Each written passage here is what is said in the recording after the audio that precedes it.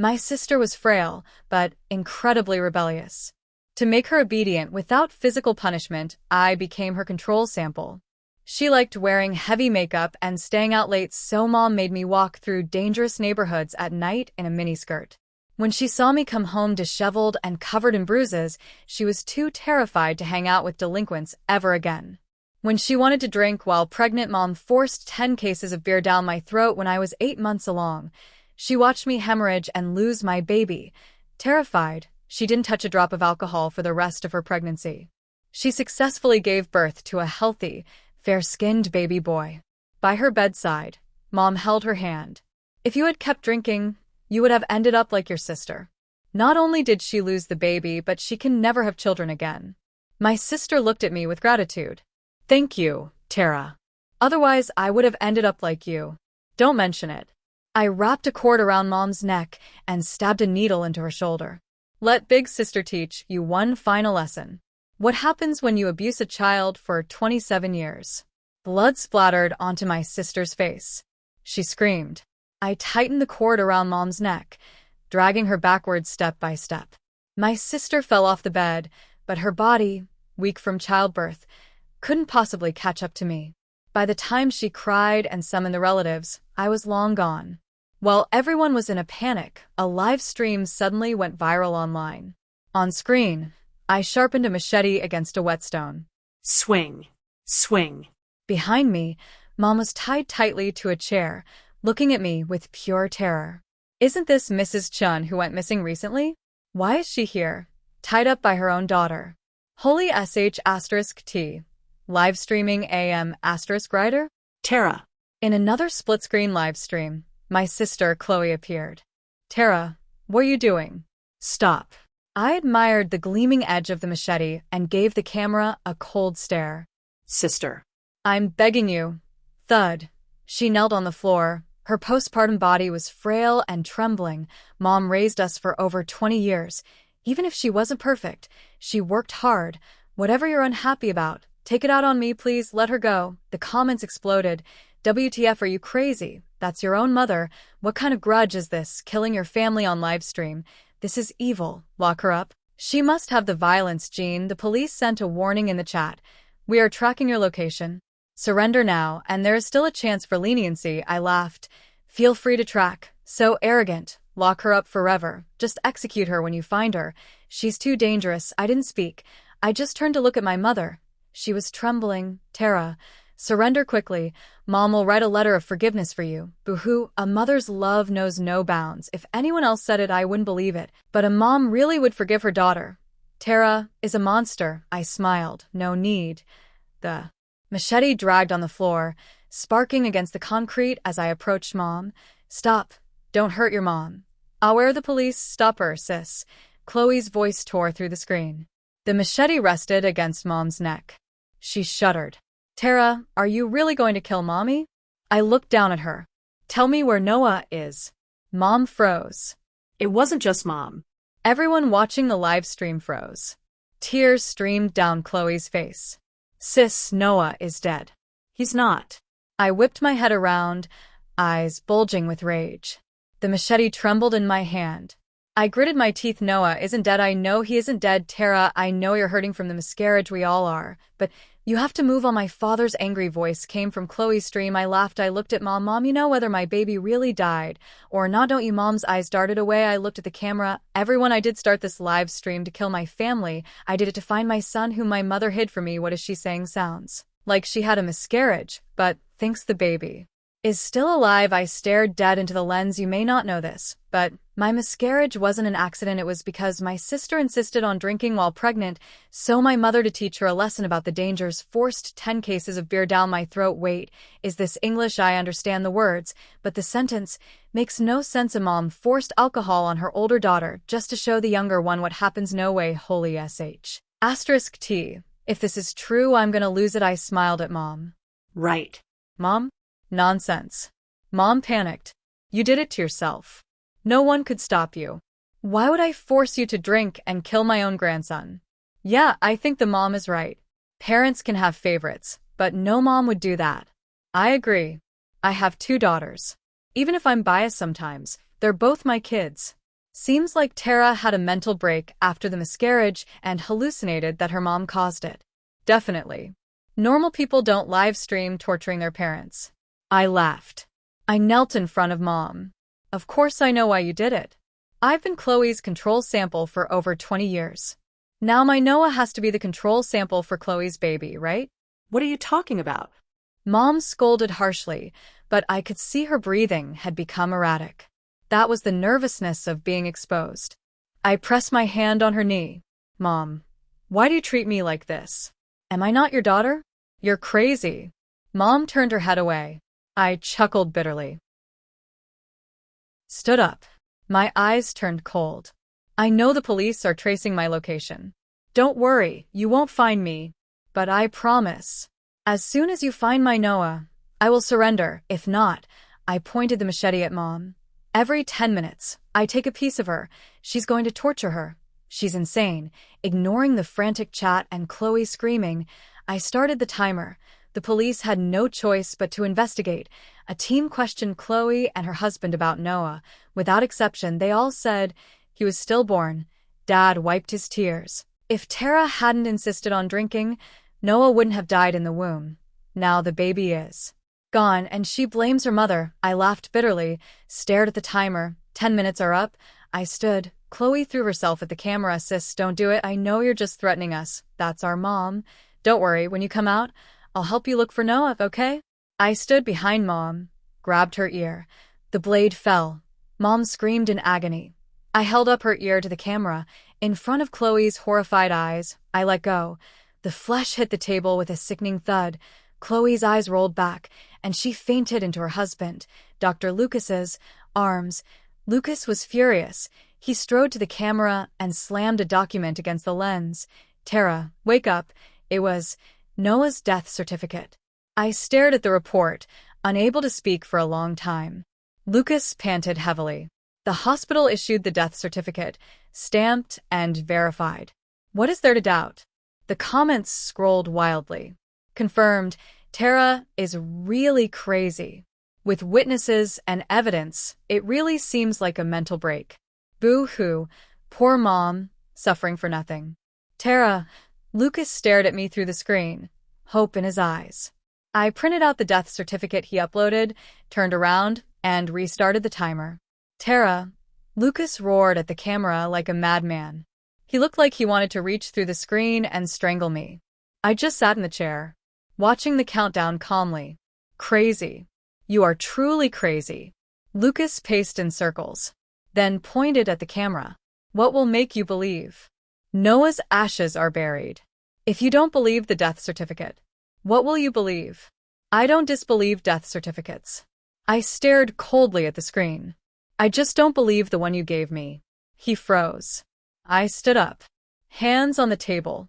Dr. Lucas, it would be one thing if someone else signed the certificate, but the signature is yours. His face went pale. I smiled sarcastically. All these years, when Mom made me be Chloe's control sample, you never had a problem with it. You even actively told Mom about your wife's bad habits, encouraging Mom to experiment on me so your wife would learn. Lucas avoided my gaze. I leaned into the camera, smiling.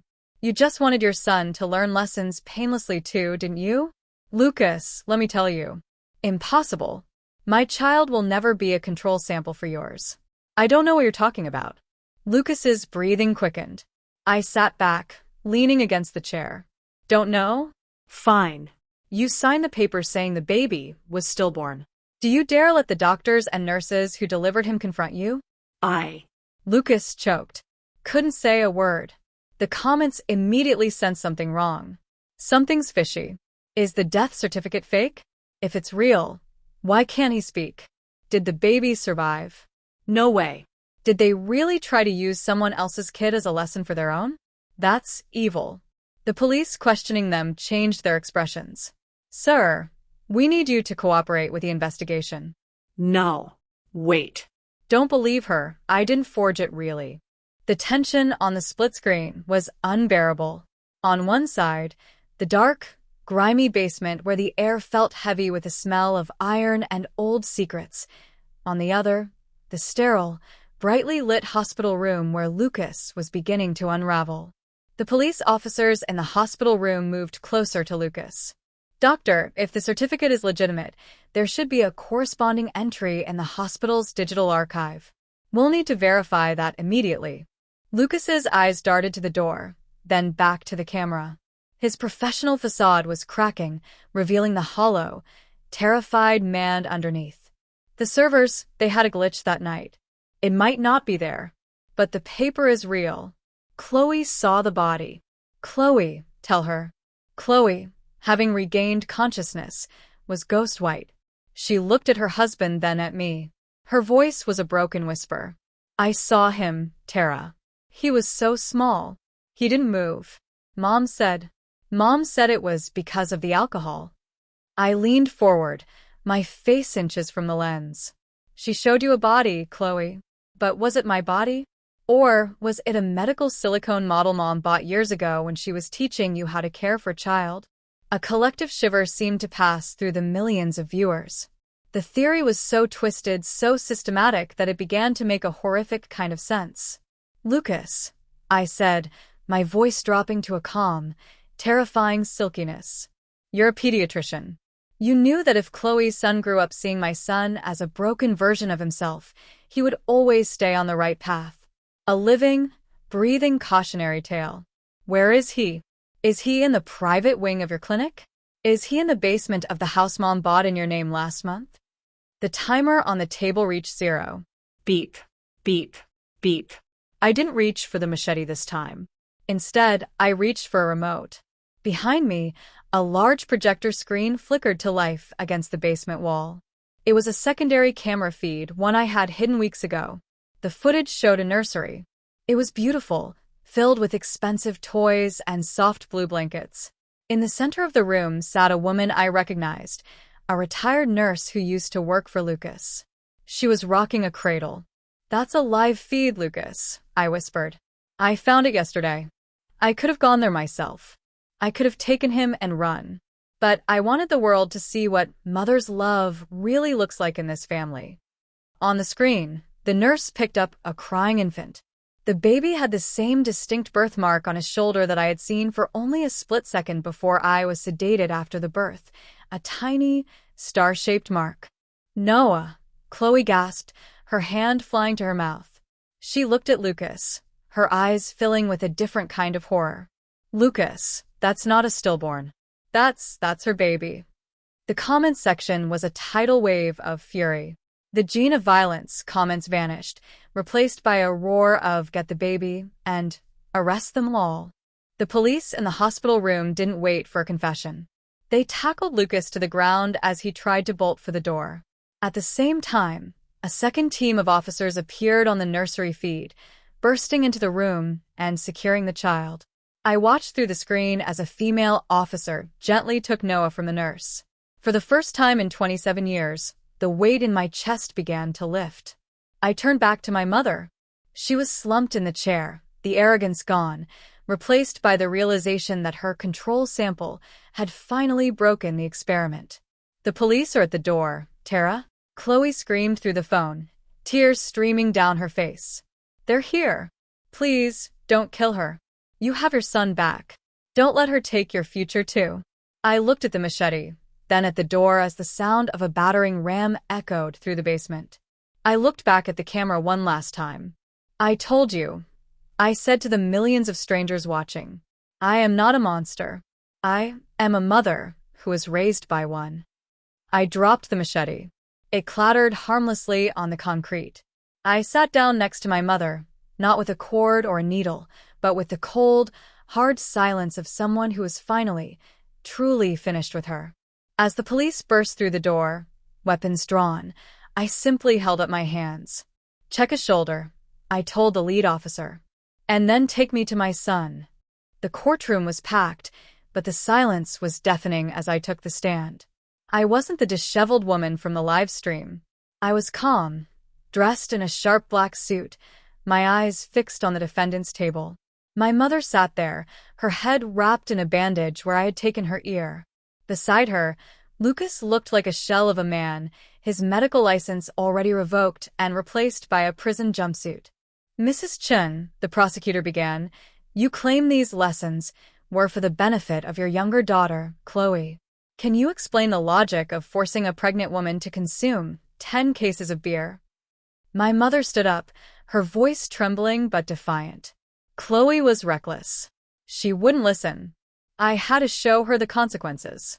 Tara was the elder. It was her duty to protect her sister. If Tara lost a child, Chloe would cherish hers. It worked, didn't it? Chloe is a perfect mother now. The gallery erupted in gasps. The judge hammered his gavel for order. And the baby? The prosecutor asked, turning to Lucas. Why faking a death certificate? Lucas broke then. He buried his face in his hands. It was the ultimate control. A child raised in secret, to be introduced later as a miracle, or used as a comparison if Chloe's son ever misbehaved. We were building a perfect lineage. We just needed a baseline for failure. I stood up, not waiting for my turn to speak. I wasn't your baseline, I said, my voice echoing through the vaulted ceiling. And Noah isn't your experiment. You didn't raise daughters. You raised a victim and a spectator. But the experiment is over. The sample has contaminated the lab. The jury reached a verdict in less than 2 hours. Life sentences for both. As they were led away in chains, my mother looked at me, not with regret, but with a chilling, vacant confusion. She still didn't understand what she'd done wrong. 3 days after the sentencing, the social worker led me into a quiet, sun-drenched room at a protected facility. My heart was beating against my ribs like a trapped bird. I had spent 27 years being a control sample, a warning, a shadow. I didn't know how to just be a person. But as the door opened, all that noise went quiet.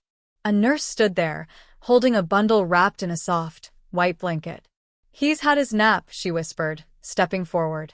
He's a very calm baby, very observant. When she placed him in my arms, the weight was the most real thing I had ever felt. He wasn't a lesson. He wasn't a consequence. He was warm, he smelled of milk and ivory soap, and he was breathing. I sat down on the rocking chair and gently pulled back the sleeve of his onesie. There it was, the tiny, star-shaped birthmark on his shoulder. My mark. My proof. Noah opened his eyes, deep, dark pools that looked at me with a curiosity that wasn't tinged with fear. For the first time in my life, I wasn't looking at a reflection of my mother's cruelty or my sister's rebellion. I was looking at a beginning. Hi, Noah, I whispered, my voice breaking. A single tear fell onto his cheek, and I quickly wiped it away. I'm your mom, and from now on, the only lesson you'll ever have to learn is that you are loved. He reached out a tiny, uncoordinated hand and gripped my thumb. He held on tight, as if he knew that I had walked through hell just to find him. Outside the window, the world was moving on, but inside that room, for the first time in 27 years, the timer had stopped. I wasn't a sample anymore. I was home.